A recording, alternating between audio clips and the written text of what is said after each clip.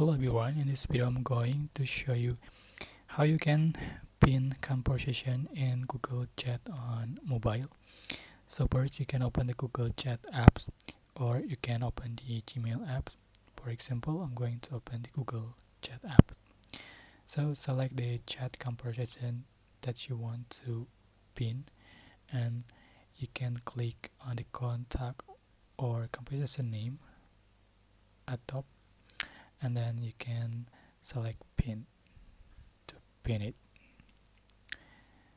So go back and you can see the chat conversation that you have pinned will always be on top. So I think you can use it for important conversation. So that's how you can pin conversation in Google Chat on mobile. I hope this tutorial was helpful for you. Don't forget to like, comment, share, and also subscribe. Thank you so much for watching.